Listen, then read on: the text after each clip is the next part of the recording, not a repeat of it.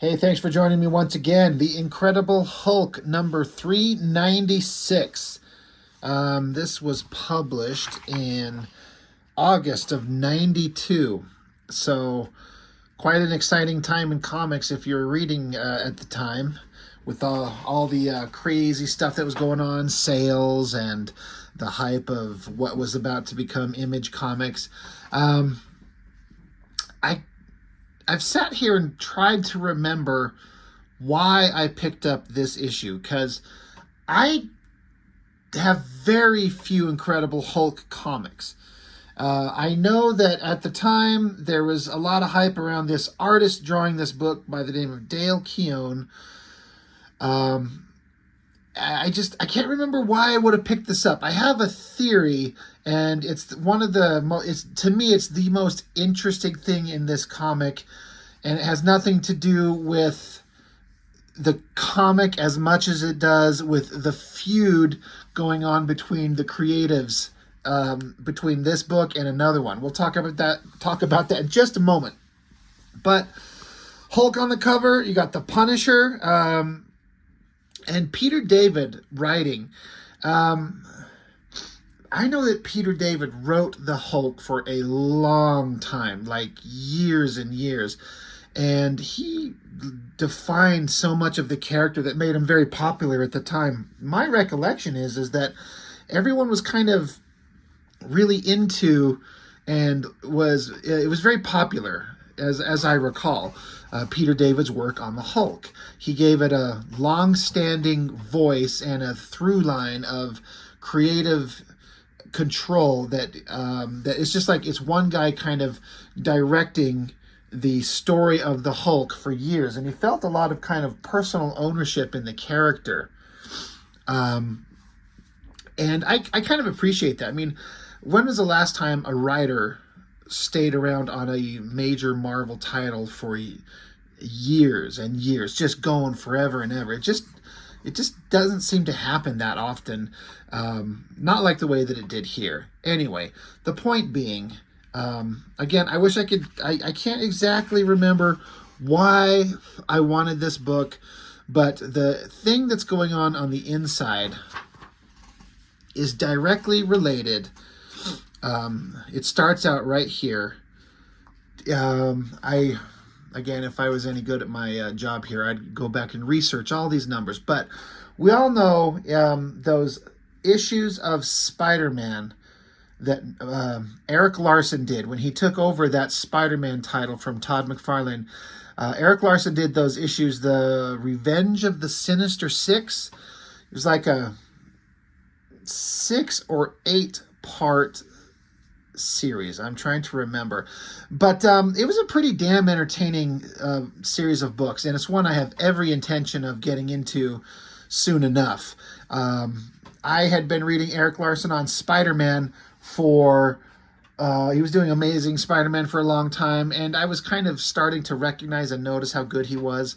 And then once he took over from McFarlane, I always felt like that was a gig that was kind of an impossible task to take on, because you're following McFarlane on the most successful, as far as financial and sales, the most successful Spider-Man title of all time. But Erik Larsen really brought his A game and his love of these characters. And what Erik Larsen did is he had a story where Dr. Octopus put back together the team, the Sinister Six. So it was him, Vulture, Sandman, Mysterio. I almost said Mephisto. Hobgoblin. Who cares? You all know who the characters are. But the fun part is that Spider-Man ended up teaming up with a bunch of different heroes. Ghost Rider was there. Deathlock was there. But the Hulk guest starred in those issues. And there was a confrontation between, obviously, Spider-Man and all the heroes and the Sinister Six. It was a really well done series. I actually can't wait to get into it, because it was such a fun bunch of books. But Erik Larsen had a very specific point that he talked about at length, specifically later on in the pages of Savage Dragon, which I will definitely be getting into. where Erik Larsen made a response to this issue, because Peter David is doing a response to Erik Larsen's story from the Revenge of the Sinister Six. This is a response to Erik Larsen's story. So the problem that, the interesting thing is that Erik Larsen and Peter David, at the time, I don't know about now, I don't know they've ever discussed each other in years. At the time, they did not like each other. They had some public feuds. Oh, excuse me. About, I don't know if it was personal or political or just the way that they approached characters. But they did not get along. And that's fine. There's always going to be people that don't get along. But Peter David did not like what Erik Larsen did with the Hulk. And so then Peter David writes a story as a follow-up response to that. What Erik Larsen did is Erik Larsen went out of his way to make Dr. Octopus a respectable and legitimate threat. And what he did to do that in those Spider-Man issues, and again, I know we're here to talk about the Hulk, but I wasn't reading the Hulk. I don't have much to say about the storylines that were going on. It's the story about the Dr. Octopus and the Hulk and the response to Erik Larsen that is the most important thing, the most interesting thing. Erik Larsen would talk about later on in the pages of Savage Dragon when he responds to it. He says, Dr. Octopus has been like a long-standing, popular legacy villain for Spider-Man, but he's also kind of hard to take seriously. He's a fat, schlubby dork, and he looks ridiculous because he'd be in this like green spandex outfit. So what Erik Larsen did is he put him into like a white suit that made him look a little bit more respectable and believable, and went out of his way to level up Dr. Octopus. So what he did is he had, the story starts out, like literally it begins with Dr. Octopus finding his, I don't know if it's something that had been introduced before, but basically these mechanical arms, the 4 arms that he has on him, he gave him adamantium versions of those arms. And then some kind of like amped up power source. So adamantium, as we all know, is that magical material. It's what's on Wolverine's bones and claws. It's indestructible. It's extremely super powerful.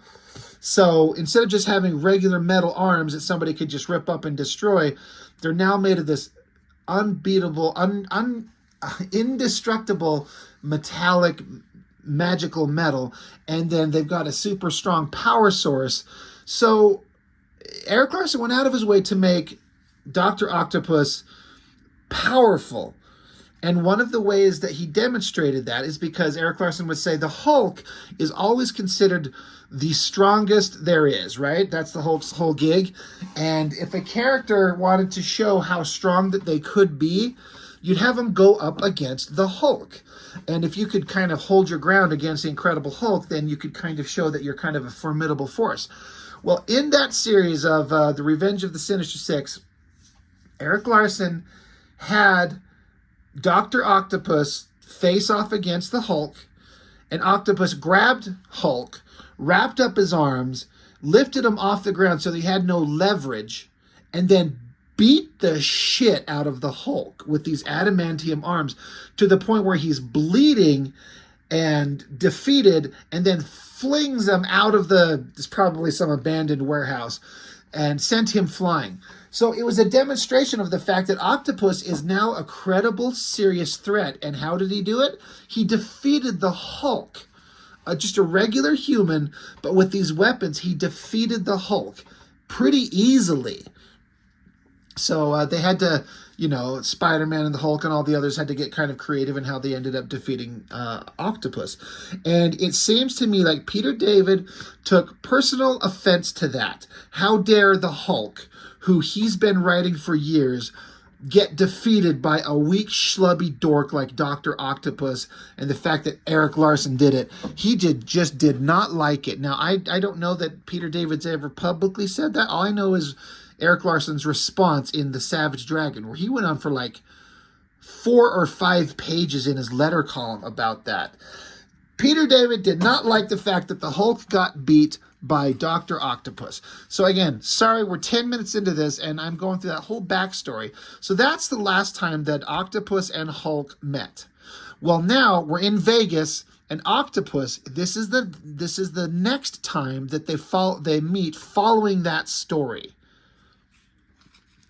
And so Erik Larsen's problem was he went to all that effort to make Octopus a serious-looking, formidable, respectable force.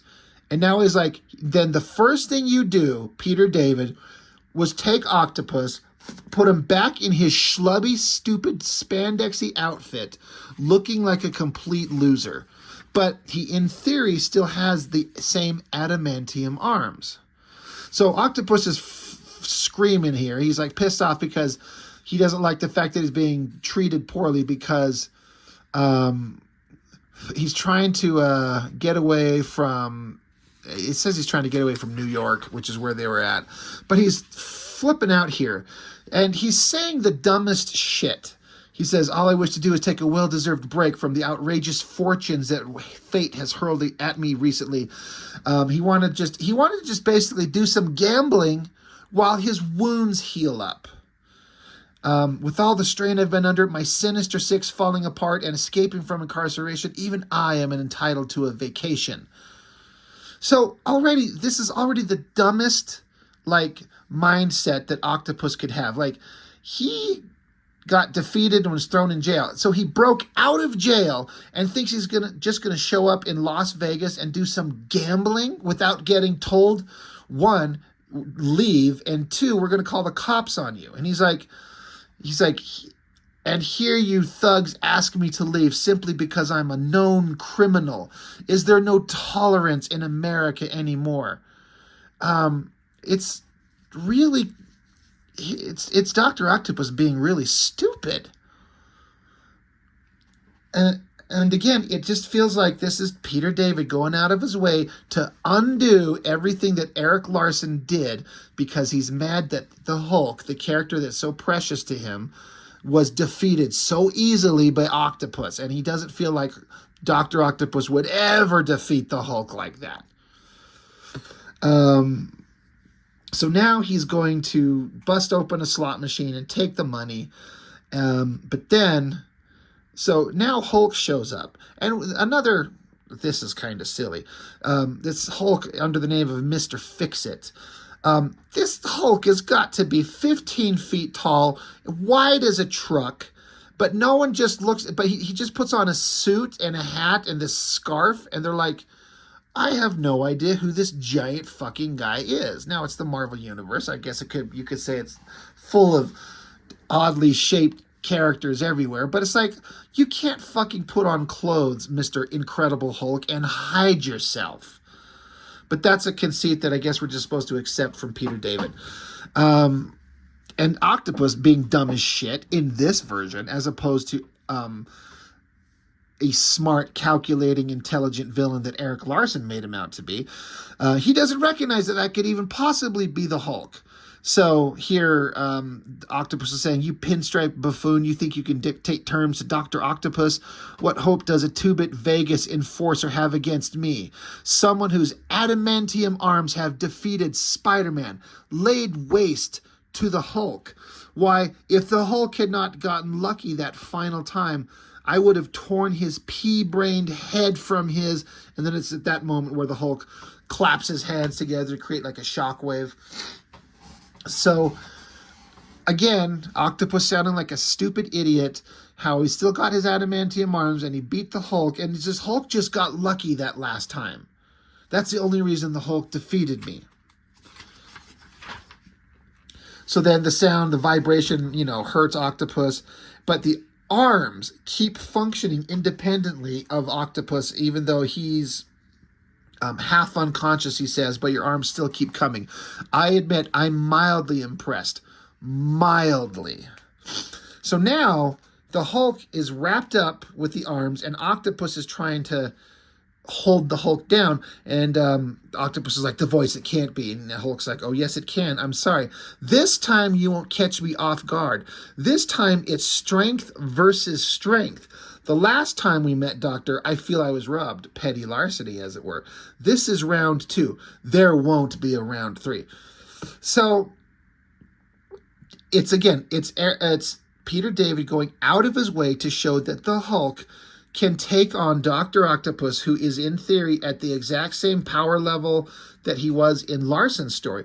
But Hulk just easily drags him over here to take him down. Now, I think that that's a fair thought. Like, the Hulk is stronger than Octopus as a human, and then it doesn't matter if his adamantium arms are unbreakable, and they're not going to be stronger than the Hulk. That's fine. And again, Erik Larsen went in to explain. He's like, that's fine. But the fact is that you couldn't bother to write a story, Mr. Peter David, where Hulk defeated Octopus, but you couldn't help yourself but make him a pathetic schlub because you just wanted to undo the story that I wrote. You couldn't be bothered to try and make Octopus a formidable foe. You hated the fact that the Hulk got defeated so easily in the story that I wrote that you're going to have it flipped on its head and just undo everything that I was trying to do with Octopus. So, and what Erik Larsen's justification is that he picked up the Hulk off the ground, so he had no leverage, like I think I was mentioning earlier, and then used his arms to beat the Hulk not to death, but close. So Erik Larsen was at least coming up with a logical way for Octopus to beat Hulk. And Peter David's like, nope, not having it. Octopus continues, get back, you green-skinned monstrosity. My arms will batter you into unconsciousness, just as they had previously done. And Hulk says, but previously it wasn't up close and personal. You've given me a lot of grief, Doctor, so I'm giving you the finger. Which, in a way, you can almost feel like this is Peter David saying that to Erik Larsen. Just easily defeating Octopus, just flicking him. Like, I could defeat you so easily. This is all that the Hulk has to do. Like, Peter David saying Octopus would never, ever, ever have any situation ever where he could possibly defeat the Hulk like that. So then it cuts to now it's Punisher War Journal. It's like, oh, right, the Punisher's in this. The War Journal says it's rare that I ally myself with the underworld sort, such as the infamous Mr. Fix-It. But then again, when Mr. Fix-It turns out to be the Hulk, it becomes an offer you can't refuse.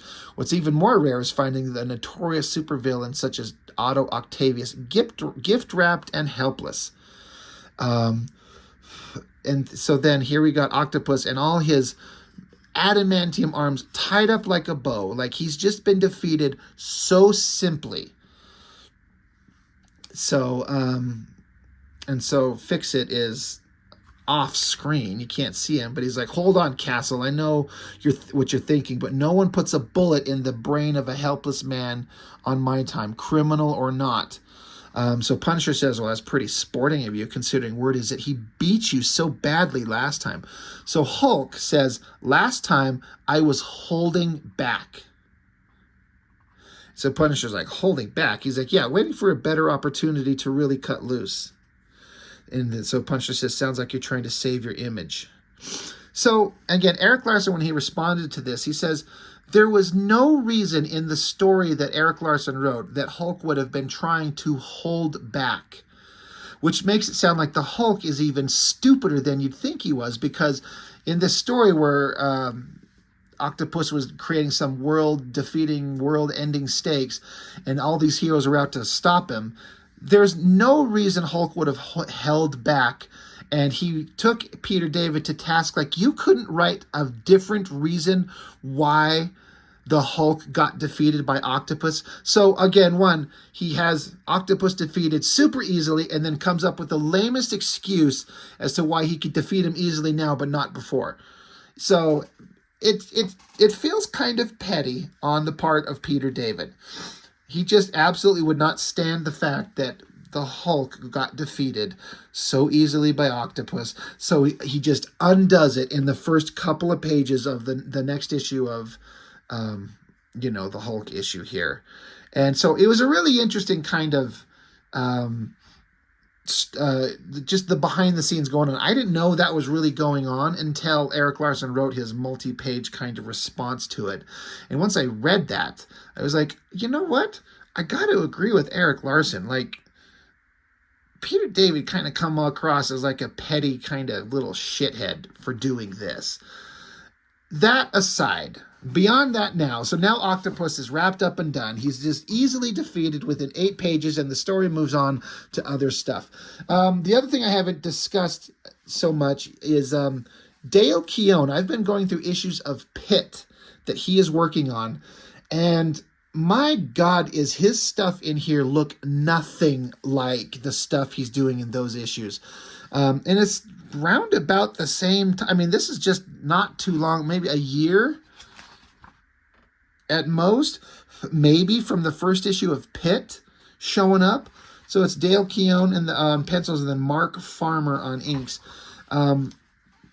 It's all pretty good stuff, but when you look at the issues of Pit that come out with much nicer paper than this newsprint kind of boring stuff and these basic flat colors, you get a glossy paper, you get new super awesome coloring, and Dale Keown inking himself, at least to start, and for the majority of the first several issues. He'd have some other inkers come along.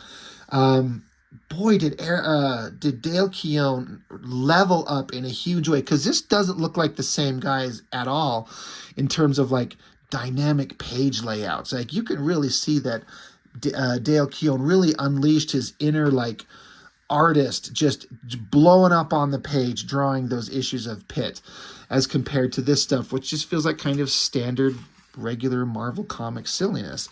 It's all fine. I mean, when you see some of the big double-page spreads and single-page spreads that Erik Larsen would have Pit double-lit and cross-hatched and super awesome lighting and the rage and the power and the energy, and compare it to some of this stuff, it's just interesting to think it just doesn't feel like the same guy at all. So it's just one of those instances where it's interesting to see how that artist just took off. So you got this. There's a bunch of Las Vegas gangster mobsters and drug deals going on, and there's this bad guy, Mr. Frost. Yeah, Mr. Frost. He grabs this guy by the throat, and when he puts him down, this guy's got like ice at his throat. He's been introduced in some issues before. I don't know anything about this character except what I saw in this issue. And it gets mildly interesting as the story goes on. You got Rick Jones, again, another one of those characters that Peter David just wrote for years and had all kinds of storylines going on. I wonder if this is some Dale Keown influence, because Dale Keown, as I understand it, was big into music and rock and playing guitars and shit like that. And I don't know, how long did Rick Jones was this something that was a long-standing thing with the character before, or is this something new? But, show like some very, like, attention paid very much so with the way like the hands are holding the guitar and the details on this. So again, I wouldn't be surprised if this was something that Dale Keown was interested in, because I think Dale Keown and Peter David had a good working relationship as far as I understand it. So it's just interesting. Again, there's so much backstory and character stuff going on that I know nothing about. I don't know why he's got this problem with this girl. There's some relationship stuff, whatever.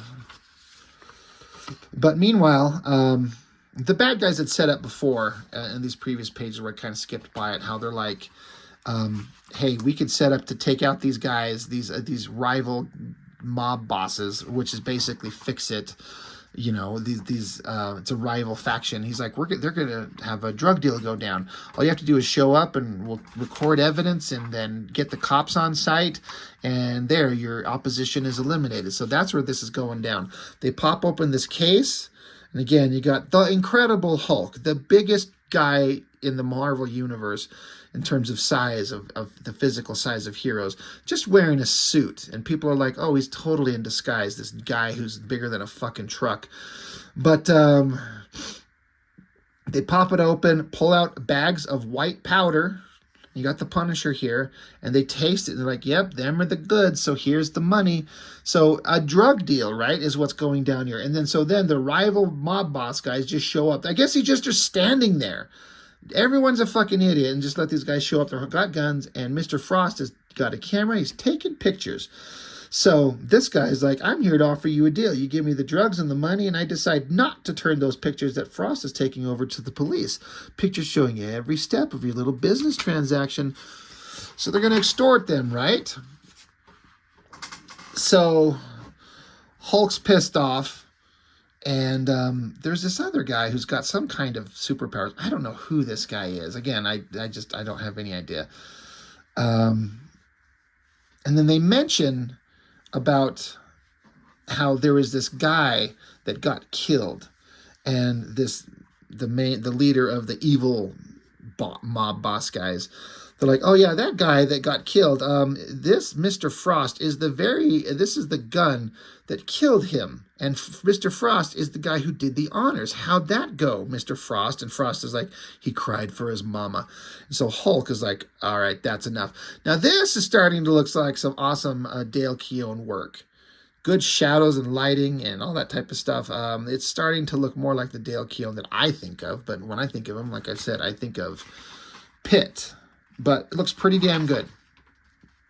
So Hulk's like, man, so he takes one of the bags of, in theory, cocaine, throws it at a guy and bashes it all over them. And they're like, it's like creamer for coffee. It's not drugs at all. We're not dealing in drugs. It was a setup. They were aware that they were going to try and have this setup. And so they like, we don't have drugs. We've got coffee creamer. And oh, by the way, we have the cops here ourselves, and you guys just admitted that you killed that guy. So that they've turned the tables on the villain. So I guess kind of a clever little twist on the standard kind of story that was going on here. So Mr. Frost starts shooting at the cops. Whoever this guy is, this bearded guy that's with the Hulk, he can throw up a force field. Don't know what's going on with that. Don't know who he is. Hulk just stands. Of course, bullets are bouncing off him. Punisher goes chasing after this Mr. Frost guy and yells at Frost, like, turn around slowly. But Frost turns around quickly. So Punisher's like, oh, no, that was too fast. Unloads, starts shooting him. But it causes him discomfort, but doesn't seem to stop him. So Frost picks up a car, throws it at the Punisher, and then a helicopter comes zipping down. So Frost jumps up to the helicopter. So obviously he's like superhuman something, clearly.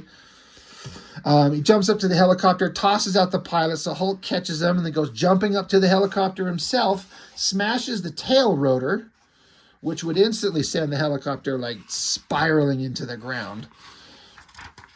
And again, when you look at these, like, this is all competently done, like kind of standard Marvel comic stuff.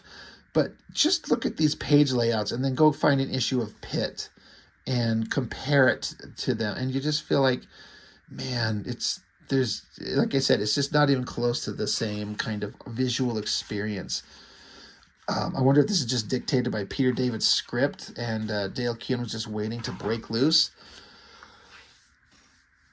So anyway, the helicopter goes flying off and smashes into a building with Hulk on there. The cops are wrapping up with the mob bosses. We're kind of not interested in them. So I guess the helicopter, back with the Hulk, the helicopter smashes into a building, and then they're just inside this casino, I guess, suddenly. So Hulk is facing off against this Frost, and anybody who can even physically hold down the Hulk even for a second, like, very powerful. So Hulk is saying, I guess they've interacted before. He's saying he's doing it again. My whole body is slowing, paralyzed, and ice. So he's freezing up, but he also notices that the shots that this Mr. Frost took from Punisher's gun, they're just kind of cracks. So what is this guy made of? And so Hulk's thinking, no blood, bullet holes, and no blood. So Frost is frozen up the Hulk. So then Frost just kind of walks away and says, talk is cheap. I mean, whatever that's supposed to mean. But Hulk just shatters out of the ice, picks up Frost, throws him across the room against the wall, and is pissed at him because this guy killed somebody that they knew. You can't take a human life. It's going to cost you. So Frost is they're throwing props at each other from this casino, and Hulk takes a lance and just stabs him, and then grabs at Mr. Frost's neck, at his head, and then his head just separates, pops, it kind of cracks and just comes off. Hulk's like, what the hell is going on? And then, so Frost says, I'm ahead of my time, and then explodes. And so now it just cuts to a scene later with the cop, and they're like, and all that was left was Frost. Left on the ground is a pile of Frost. And like, yeah, the explosion was pretty sizable. Maybe the head went with it, maybe not. They're like, I don't know. He just kind of disappeared. So it's kind of a interesting, like, what is this guy? Who is this guy? I've never heard of this character before or since, so I don't know if he's ever shown up later. Whatever weird abilities he has, he just kind of explodes into a pile of like frozen ice, and then he's just gone. But so again, you got the Hulk and whoever this bearded guy is that threw up a force field, and then you got Punisher here, and then you got the Vegas police who are just kind of talking with them. All right, well, we stopped these guys, we got a confession, we got them in custody, everything's kind of great. So then the cop, she stops and she's kind of looking at Punisher. She's like, excuse me, you look familiar. Have we met? And Punisher's like, I can't say we have. And so she just kind of turns her back. She's like, huh, funny, I could swear. And then it occurs to her. She's like, on a rap sheet. She's like, hold it, Punisher, you're under arrest. And so Hulk and this dude, they're standing side by side, and they say, Punisher? I don't see any Punisher around here. Do you, Ulysses? He's like, whatever you say, boss. Basically, like, you might think that that's the Punisher, and maybe you're right, but he helped us out, so we're not going to let you take him in. So that's the end of that story. So it was just a way to get the Punisher out off the scene and kind of show that the cop is... It was kind of an interesting point how the cop's like, God damn, I recognize your face. Oh my God, it's the Punisher. But when you got the Hulk in the way, ain't nothing you can do about it, right? So I guess that was kind of interesting. So what I was going to say is that, again, I haven't read very many at all of the Peter David Hulk run, but I have read some Peter David written things, and I always kind of found them reasonably entertaining, even if I didn't know a lot of the backstory of what was going on. Some people seem to give Peter David a lot of shit these days for how he writes, but I'm like, he put in a lot of effort and time into the character of the Hulk, and he felt kind of a personal kind of ownership of the character because he'd been writing him for years. I do think his little petty squabble with Erik Larsen and having him just defeat Octopus after Erik Larsen went out of his way to make Octopus a credible threat was really stupid, and just made the Hulk and Octopus look stupid. But that being aside, Dale Keown, pretty damn good artist, of course, but man, he sure just takes everything to a whole new level. It's kind of like Marvel didn't know what they had once they saw what he was able to do, or the Image guys could see what Dale Keown was like, and they're like, hey, what do you got? Come over, be part of the second wave of creators in Image Comics. And he brings Pitt, and like the rest is history. The excitement that book brought, everyone knows if you were there to read it. And I've been enjoying going through those issues of Pitt, and I'm going to keep going here soon enough. But so yeah, ultimately, like obviously you can tell I've spent most of the time kind of discussing the squabble between the Octopus character and Peter David and Erik Larsen and how that whole thing went down.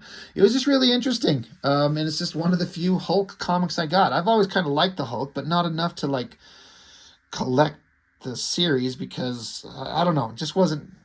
I mean, at the time I was just super into X-Men, so what the hell do I know? I was tunnel visioned, but kind of entertaining. So I just thought I'd show this book and kind of talk about that interesting element of the fight between Peter David and Erik Larsen. It's kind of fun. It's fun for us. I don't think they were having fun at the time. Anyway, that's it. That's all I've got. So thanks for joining me. I appreciate it very much, and I will see you on the next one.